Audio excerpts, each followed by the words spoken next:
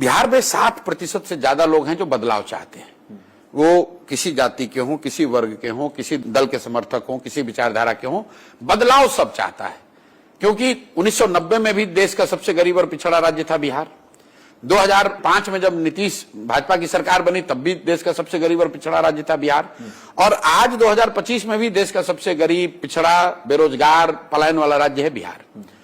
तो 30-35 साल से जो लोगों ने यहां पर कष्ट में जो अपना जीवन बिताया है, उसकी वजह से बदलाव सब चाहते हैं। अब आप कहिएगा बदलाव चाहते तो फिर इन्हीं को क्यों वोट दे रहे थे? इसलिए दे रहे थे कि उनके पास विकल्प नहीं था। बिहार में इस तरह का कोई प्रयास नहीं हुआ था। और एक तरह से राजनीतिक बंधुआ मजदूरी बन गई है कि भाई लालू जी के डर से मोदी नीतीश को और मोदी जी के डर से लालू को वोट देना है। हम आपकी जन स्वराज में जो भीड़ आ रही है और जिसको लोग कह रहे हैं भाई इतना भीड़ कहां से आ रहा है, जरूर बहुत रुपया खर्चा हो रहा होगा। कोई खर्च नहीं है।